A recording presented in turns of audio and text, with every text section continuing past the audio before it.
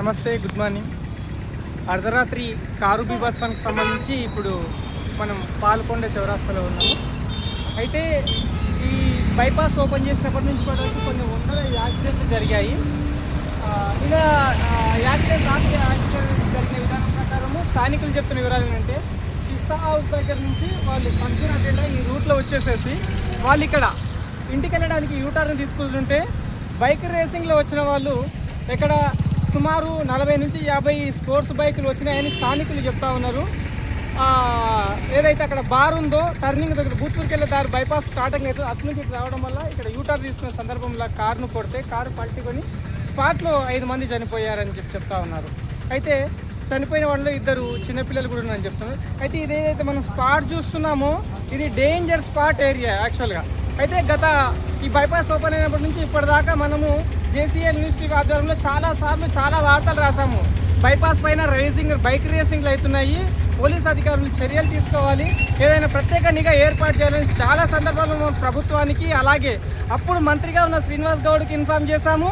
ప్రస్తుతం ఉన్న political leaders కూడా ఇన్ఫార్మ్ చేశాము, ప్రభుత్వ అధికారులు కూడా ఇన్ఫార్మ్ చేశాము. బైపాస్ మీద రేసింగ్లు అవుతున్నాయి, ప్రమాదాలు అవుతున్నాయి అని చెప్పేసి. ఒక 3 నెలల క్రితమే ఒక వ్యక్తి విరాట్ బార్ దగ్గర వచ్చేసి రోడ్డు మీద అడ్డం రావడం వల్ల వాళ్ళని తప్పించడం పోయి ఈత చెట్టు గుద్ది చనిపోయిన సందర్భం కూడా చూసాము. అయితే ఈ రోడ్డు ప్రమాదాలు, ఈ బైక్ రేసింగ్లని కంట్రోల్ చేయాల్సిన అవసరము ప్రభుత్వానికి ఎంతైనా ఉంది. అలాగే అర్ధరాత్రి బైపాస్ మీద ఏ విధంగా బైక్ రేసింగ్లు జరుగుతున్నాయి, ఉమ్మడి పాలమూరు జిల్లాలో ఉన్న ప్రతి మీడియా వాళ్ళు కూడా దీనిపైన 1కి 10 సార్లు వార్తలు రాసిన తర్వాత కొందరు వ్యాపారస్తుల కోసం ఎక్కడ పడితే అక్కడ వాళ్ళు రోడ్లు ఓపెన్ చేసిన సందర్భం చూసాము. రీసెంట్గా ఓపెన్ చేసిన ఫ్రెష్ చికెన్ మార్ట్ దగ్గర కూడా రోడ్డు ఎత్తుగా ఉంది, ఇటు సైడ్ వచ్చేసి ఫ్లో స్పీడ్గా ఉంటుంది, అటు సైడ్ అప్ సైడ్ వచ్చే వాళ్ళు ఫ్లో అప్ ఉంటుంది. అక్కడే మనకు శ్రీనివాస కాలనీకి సంబంధించిన చెరువు అలుగు వెళ్ళే కాలువ కూడా ఉంది. అదే సందర్భంలో వాళ్ళు అక్కడ రోడ్ ఏదైతే డివైడర్ కట్ చేశారు. అట్లాగే ఈ పాల్కొండ తాండా కానీ అటు నుంచి వచ్చే ఇసుక ట్రాక్టర్లు ఇప్పుడు మనం చూస్తున్నాం కదా. ఇంత ప్రమాదం జరిగినా కూడా ట్రాక్టర్ రాంగ్ రూట్లో ఎలా పోతుందో మనం క్లారిటీగా చూసుకోవచ్చు. ఇంత ప్రమాదం జరిగినా కూడా వాళ్ళు ఇక్కడి నుంచి సుమారు 3 నుంచి 4 కిలోమీటర్ల ఈ ట్రాక్టర్ రూట్ కాదు, ఇసుక వ్యాపారం చేసేవాళ్ళు, అదే బెంజు లారీలు తోలే వాళ్ళు, కార్లు, ఆడ ఉన్న బార్కి వెళ్ళే వాళ్ళు కూడా ఇక్కడ నుంచి నిత్యం రాంగ్ రూట్లో వెళ్తారు. ఒకవేళ నిత్యం కొన్ని వందల మంది రాంగ్ రూట్లో వెళ్తారు. దీంట్లో రాంగ్ రూట్లో వెళ్ళే దాంట్లో ప్రభుత్వ అధికారులు కూడా ఉంటారు. కొన్ని వందల సందర్భాల్లో వాళ్ళకి చెప్పడం జరిగింది, ఈ రాంగ్ రూట్ను నివారించడానికి ఏదైనా ఆల్టర్నేట్ చూడండి అని చెప్పేసి. ఇప్పుడు మన కళ్ళ ముందున్న ట్రాక్టర్ చూసాం కదా, ట్రాక్టర్ అక్కడ వెళ్తూ ఉంది, రాంగ్ రూట్లో వెళ్తుంది. సగం ప్రమాదాలకు కారణము ఎవరికి డ్రైవింగ్ తెలియకపోవడము, డ్రైవింగ్ సెన్స్ లేదు, డ్రైవింగ్ లైసెన్స్ ఉండదు, ఇన్సూరెన్స్ ఉండదు, పొల్యూషన్ ఉండదు.